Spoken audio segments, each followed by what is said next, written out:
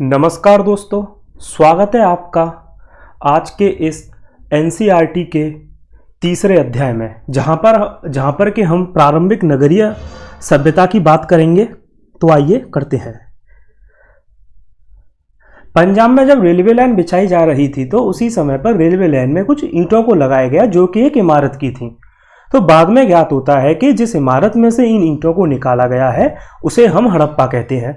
दरअसल सबसे पहले हड़प्पा की खोज होने के कारण कालांतर में जितनी भी सभ्यताओं की इस क्षेत्र में यानी कि नगरों की खोज हुई, उन्हें हमने एक हड़प्पा सभ्यता के नाम से जाना गया।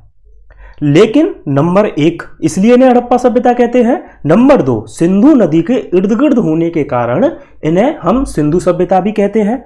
इस सभ्यता का जो समय है वो लगभग से आज से 4700 वर्ष पुराना है। दोस्तों, ये जो 4700 वर्ष पुराना है, हमें ये भी जानना चाहिए ये अपने समय के हिसाब से कौन सा होगा। चलिए जानते हैं। यानी कि अगर हम इसे बीसी में देखें तो यह 2600 से लेकर के 1900 ईसा पूर्व का समय है।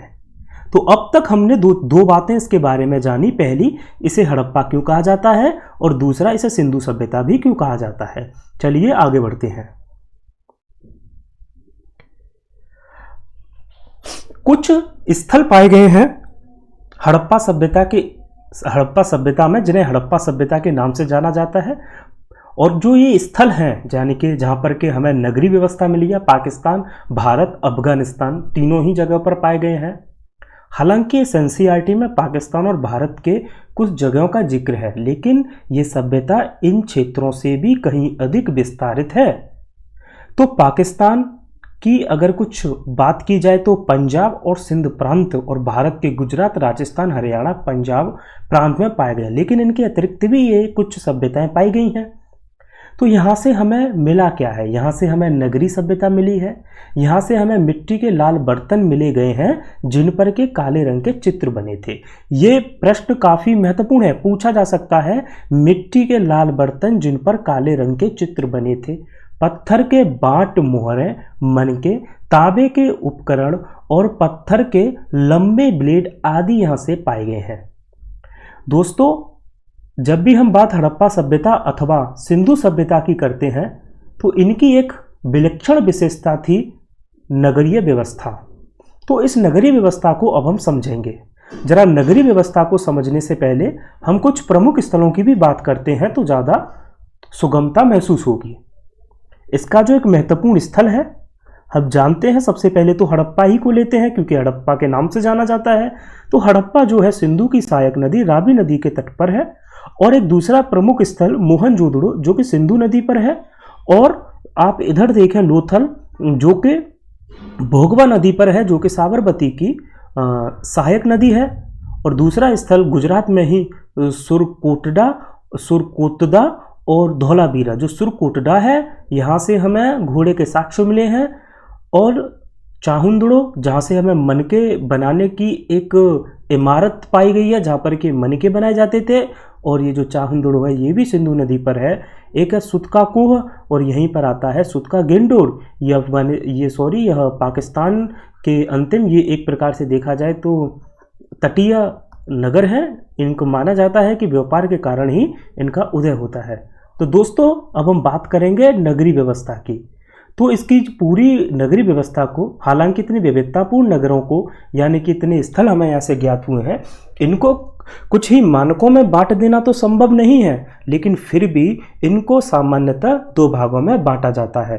पहले को हम कहते हैं पश्चिमी भाग, दूसरे को दोस्तों हम कहते हैं पूर्वी भाग।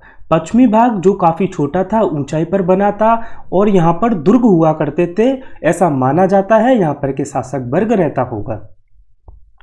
पूर्वी भाग जो कि नीचे इलाके पर है, ऐसा माना जाता है कि यहाँ पर के एक जनसामान्य वर्ग रहता होगा। यहाँ से हमें ईंटें पकी हुई मिली हैं। मोहनजोदड़ो से हमें एक स्नानागार मिला है। ये जो स्नानागार है, यह इसके चारों तरफ सीढ़ियाँ बनी हैं ताकि यहाँ से उतरा जा सके। और इस स्नानागार के चारों तरफ हमें कमरे मिलते हैं। ऐसा माना जाता है कि इसका धार्मिक महत्व रहा होगा। और स्नानागार में ईंटों व प्लास्टर का उपयोग किया गया है। कालीबंगा और लोथल से हमें अग्निकुंड के साक्ष्य मिलते हैं और हड़प्पा, मोहनजोदड़ो, लोथल से बड़े बड़े भंडार गृह मिले हैं। हमें जो याद रखना है, कालीबंगा और जो लोथल है, कालीबंगा लोथल से हमें अग्निकुंड के साक्ष्य मिले हैं। काफ़ी इंपॉर्टेंट फैक्ट है, क्योंकि सामान्यतः लोगों को कालीबंगा से अग्निकुंड के साक्ष्य मिले ज्ञात होता है, लेकिन शायद लोथल से भी मिले हैं ये पता नहीं होता। हड़प्पा, मोहनजोदड़ो, लोथल से बड़े बड़े भंडार गृह मिले हैं, जहाँ पर के कुछ जो उत्पाद हुआ करता था कृषि का अधिशेष उसे भंडारित किया जाता होगा। यह एक स्नानागार है जो कि मोहनजोदड़ो से प्राप्त हुआ है। आप देख सकते हैं चारों तरफ सीढ़ियाँ हैं, इसके चारों तरफ कमरे हैं और ऐसा अनुमान है कि इसका धार्मिक महत्व रहा होगा। अगर हम भवन, नाले और सड़कों की बात करें तो इनको देख करके ऐसा ज्ञात होता है कि यह घर, नाले और सड़कों के जो निर्माण है वह योजनाबद्ध तरीके के साथ किया गया था। अब कैसे योजनाबद्ध तरीके से किया गया था उसे हम देखते हैं। दोस्तों, जो हमें घर मिले हैं ना, ये 1 या 2 मंजिले होने के साक्ष्य पाए जाते हैं। आंगन के चारों तरफ कमरे मिले हैं हमें, और अधिकांश घरों में एक अलग स्नानागार और कुछ घरों में हमें कुएं पाए गए हैं। ये हमें याद रखना है, अधिकांश घरों में अलग स्नानागार भी मिला है और कुछ घरों में हमें कुएं के साक्ष्य मिले हैं। अगर हम नालों की बात करें तो यह ढके हुए थे, ढलान पर थे। घर की नालियां सड़क की बड़ी नालियों से जुड़ जाती थीं। तो इस प्रकार से अगर देखा जाए तो ये बड़े वैज्ञानिक पद्धति से इनका निर्माण किया गया है। चलिए आइए आगे बढ़ते हैं। अगर हम नगरीय जीवन की बात करें तो दोस्तों, नगरीय जीवन की अपनी एक खास विशेषता होती है। जो वहाँ के जो लोग थे, कुछ लोग इमारत बनाने का काम करते थे, शासक वर्ग होने का भी अनुमान लगाया जाता है। कुछ लिपिक भी थे जो कि लिपि कार्य से जुड़े हुए थे। कुछ शिल्पकार थे जिसमें स्त्री और पुरुष दोनों हुआ करते थे। तो ये विविधतापूर्ण लोग थे काफ़ी, जो कि नगरों में रहते थे। यह व्यवस्था सामान्यतः में शहरों में जो ग्रामीण क्षेत्रों में नज़र नहीं आती, शहरी क्षेत्रों में ही नज़र आती है। ये जो आप मोहर देख रहे हैं, ये हड़प्पा सभ्यता से ज्ञात हुई है। ये मिट्टी के बर्तन हैं जो आप अपनी स्क्रीन पर इस वक्त देख रहे हैं। आगे है नगर और नए शिल्प। अब यहाँ से हमें नगर तो पाए ही गए हैं। अगर हम शिल्पों की बात करें तो जो पुरातात्विकों को वहाँ से कई प्रकार की चीज़ें मिली हैं, जैसे पत्थर की शंख और तांबे, कांसे, सोने, चांदी जैसी धातुएं बनाई गई थी। वहाँ पर तांबे और कांसे औजार, हथियार, गलाने के बर्तन बनाए जाते थे। सोने चांदी से गहने और बर्तन बनाए जाते थे। मन के बाट, फलक सबसे आकर्षित वस्तुएं यहाँ से पाई गई हैं। इन्हें आपको याद रखना है। और यहाँ पर पत्थर की मोहरें मिली हैं जो कि आयताकार फॉर्म में हुआ करती थी। और मैंने पहले ही बात कर चुका हूँ, लाल मिट्टी के बर्तन जिन पर काले रंग से डिजाइन की जाती थी, काफ़ी महत्वपूर्ण है, जिसे यहाँ से पाया गया है। हम पहले पढ़ चुके हैं कि 7000 साल पहले मेहरगढ़ से कपास की खेती के साक्ष्य मिले हैं। और मोहनजोदड़ो में हमें, आप ये देख रहे हैं, ऐसा माना जाता है यह सूती कपड़े के एक काफ़ी बेहतरीन फूलों की डिजाइन की गई है। ये दाढ़ी वाले साधु हैं जो कि हमें मोहनजोदड़ो से प्राप्त हुई है। ये मूर्ति कहाँ से प्राप्त हुई है? मोहनजोदड़ो से। इन्हें दाढ़ी वाले साधु कहा जाता है। और चलिए आगे बढ़ते हैं। इन्होंने कढ़ाईदार वस्त्र पहना हुआ है।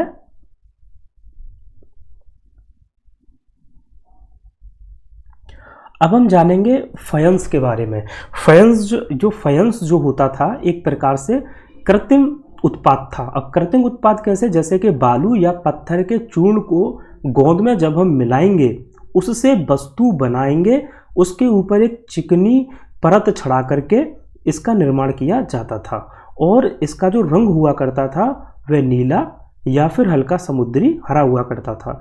इससे जो उत्पाद बनाए जाते थे वह मन के, चूड़ियाँ, बाले और छोटे बर्तन बनाए जाते थे। इसको हम क्या कहते थे? फयंस कहते थे। चलिए आगे बढ़ते हैं। कच्चे माल की अगर हम बात करें तो दोस्तों पहला प्रश्न है, कच्चा माल होता क्या है? तो वह जो प्राकृतिक रूप से मिले, यानी कि वह प्राकृतिक रूप से मिल जाए, ज़्यादा मशक्कत न करनी पड़े। किसान और जो पशुपालक होते हैं उनका जो उत्पाद होता है उनको भी हम कच्चा माल कहते हैं, जैसे लकड़ी या धातु अयस्क। तो मुझे अनुमान है कि आप समझ चुके होंगे कच्चा माल किसे कहते हैं। अगर हम बात करें सिंधु सभ्यता के लोग कच्चा माल कहाँ से मंगाते थे? तांबे की अगर हम बात करें तो राजस्थान से या पश्चिम एशिया देश के ओमान से मंगाया करते थे। टिन के आयात की बात की जाए तो आधुनिक ईरान व अफगानिस्तान से मंगाया जाता था, और सोना कर्नाटक के कोलाब से, और बहुमूल्य जो पत्थर है उसका आयात गुजरात, ईरान और अफगानिस्तान से किया जाता था। नगरों में रहने वालों के लिए भोजन गांव से मंगाया जाता था। अगर हम इसकी कुछ कृषि के बारे में जानें तो वो ये होगा कि गेहूं, जौ, दाल, मटर, चना, तिल और सरसों इत्यादि की कृषि की जाती थी। हल के खिलौनों के साक्ष्य मिलते हैं। हमें हल नहीं पाया गया है क्योंकि हल जो होता था वह लकड़ी का होता था, और लकड़ी का जब से लेकर अब तक इसे सुरक्षित रखना संभव नहीं रहा होगा। लेकिन खिलौनों के साक्ष्य मिले जिनसे हम अनुमान लगाते हैं हल का प्रयोग होता होगा। गाय, भेड़, बकरी, भैंस आदि पाले जाते थे। अगर हम बात करें प्रमुख नगरों की तो पहला है धौलावीरा। धौलावीरा देखो, हमने पहले पढ़ा है कि इनके नगरों को 2 भागों में बांटा गया था, लेकिन जो धौलावीरा है इनके नगरों को 3 भागों में विभक्त करने का साक्ष्य मिला है। एक है लोथल। लोथल साबरमती हमने पढ़ चुके हैं। धौलावीरा कहाँ है मैंने ये भी बताया था। तो धौलावीरा में जल को संरक्षित करने के लिए भी कुछ उपाय किए गए थे। इसके जो नगर हैं 3 भागों में बटे मिले हैं। और जो लोथल है साबरमती की सहायक नदी पर बसा है। कीमती पत्थर, कच्चा माल आसानी से मिल जाता था। भंडार गृह यहाँ पर पाए गए हैं। इमारत मिली है जहाँ पर मनके बनाए जाते थे। लोथल का बंदरगाह भी मिला है। अब जो मनके जो बनाए जाते थे, एक ऐसी इमारत हमें चाहुंदड़ो से भी मिली है जो कि सिंधु नदी पर है। लोथल का बंदरगाह काफ़ी प्रमुख था, जहाँ समुद्र के रास्ते नावें आती थीं। यह माल चढ़ाया और उतारा जाता था।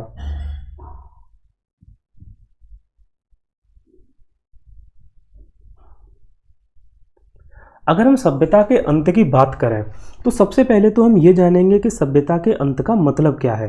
तो आइए हम ये खोजते हैं सभ्यता के अंत का मतलब क्या है।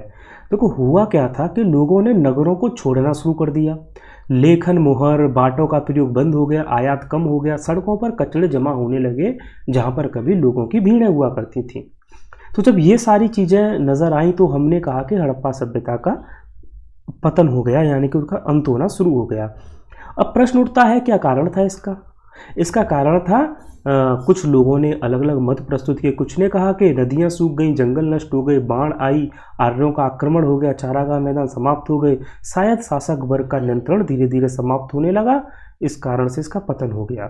लेकिन अब एग्जैक्टली इसके पीछे क्या कारण थे तो आज तक सिर्फ अनुमान ही लगाए जाते हैं। अब बात आती है 1400 साल बाद, हड़प्पा सभ्यता के 1400 साल बाद हमें एक नई नगरी व्यवस्था देखने को मिलती है जिसे हम द्वितीय नगरी व्यवस्था कहते हैं। दोस्तों, हड़प्पा सभ्यता के उदय में जो भूमिका थी ना वो कांस्य की थी, और वहीं द्वितीय नगरीकरण में जो भूमिका थी वह लोहे की थी। और अब हम ये जानेंगे कि मिस्र, जब हड़प्पा सभ्यता थी तो उसी के समानांतर एक और सभ्यता थी जिसे हम मिस्र कहते हैं, या नील नदी के इर्द गिर्द के क्षेत्रों में विकसित हुई थी। दरअसल जहाँ पर हम देखते हैं सूडान और मिस्र के कुछ क्षेत्रों में हमें ऐसे पिरामिड मिलते हैं। ये पिरामिड हैं, इनके नीचे जो थे वह सब हुआ करते जिन्हें मम्मी कहते हैं, उनके ऊपर ये पिरामिड बनाए जाते थे। यहाँ पर सोने, चांदी, हाथी दांत, लकड़ी और हीरे जवाहरात भी दफनाए जाते हैं। और इतना ही नहीं है बल्कि इनके अंदर ना हमें सेवकों को भी दफनाए जाने के साक्ष्य हैं। तो ये चीज़ हमें याद रखनी है कि हड़प्पा सभ्यता के समानांतर हमें मिस्र की सभ्यता भी देखने को मिलती है और इसी के समानांतर हमें